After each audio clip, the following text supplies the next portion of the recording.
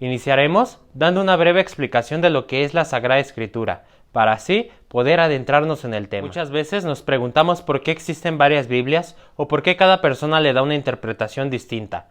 Incluso nuestros hermanos separados muchas veces nos quieren apantallar con la interpretación que ellos le dan.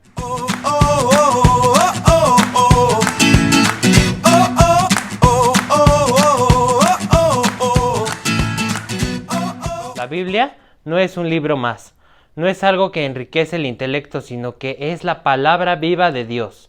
Así es como la definiremos de ahora en adelante, la palabra viva de Dios. Por eso no debemos tomarla como un libro, sino como una carta de amor que Dios ha escrito para comunicarnos el proyecto de amor y de salvación para toda la humanidad entera. Muchas veces nos preguntamos por qué la Biblia se divide en dos partes.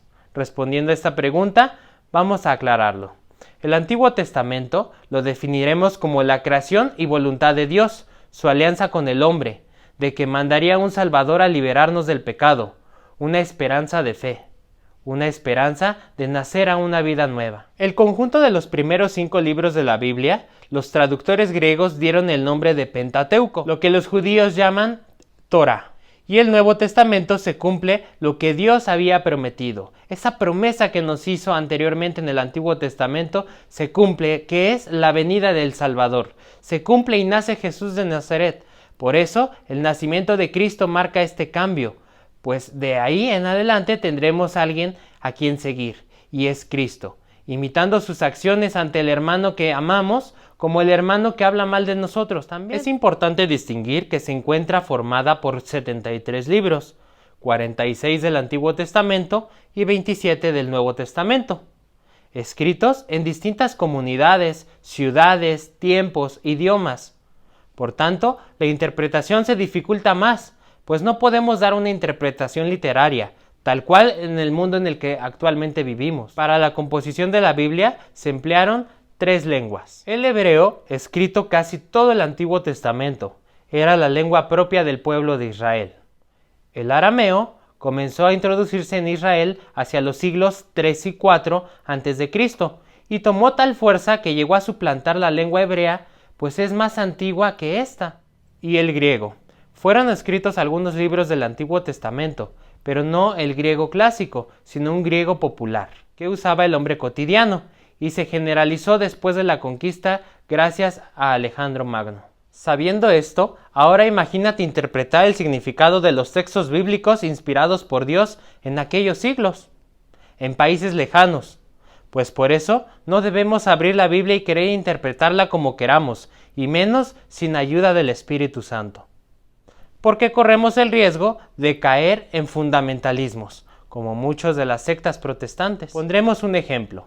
La palabra machete en México se refiere a un instrumento filoso para cortar. Sin embargo, en Bolivia o Perú se refiere a la pareja. En Chile se refiere a pedir dinero. En Argentina es el papel en donde se escriben las respuestas de un examen. ¿Te das cuenta? Una sola palabra cambia el significado aun cuando vivimos en el mismo tiempo. Pero somos de distintas regiones, culturas, idiomas, etc. Pero no te preocupes, nuestra Santa Madre Iglesia ha previsto todo esto y existe una gente preparada para poder ayudarnos en este tema. Por ejemplo, los exégetas. La palabra exégesis hace referencia a la interpretación, las herramientas que se utilizan y que nos proporciona la disciplina hermenéutica, que son doctores en Sagradas Escrituras, y siguiendo el magisterio de la Iglesia y a los santos padres, interpretan correctamente los textos sagrados, los cuales nos apoyan en la interpretación basándonos en los tiempos, costumbres, cultura y todo en donde se escribió cada texto y lo que quería expresar Dios a través de los hagiógrafos, es decir, escritores sagrados. Sin meterte en tantos enredos, definiremos la palabra profetas. No solo es una persona que escribía o que Dios le inspiraba a través del Espíritu Santo, sino también eran pueblos o comunidades que escribían o narraban lo que veían. Todo esto con ayuda del Espíritu Santo y obviamente. Ahora bien, ¿te gustaría entender mejor los textos bíblicos y adentrarte más en el tema? Pues te tengo varias opciones.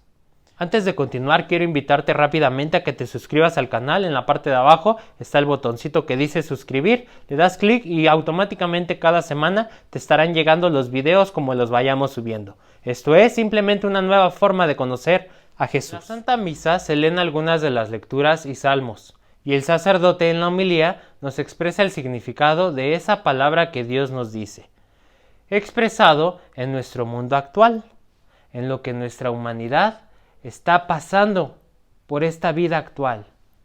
Por eso es importante poner atención a la homilía a la que antiguamente llamábamos sermón. Recuerda que un sacerdote estudia varios años, filosofía, teología y algunos buscan alguna otra especialidad. Más o menos estamos hablando de 12 años de formación. Por eso no debemos poner en tela de juicio la capacidad de nuestros sacerdotes católicos para poder interpretar correctamente la palabra viva de Dios.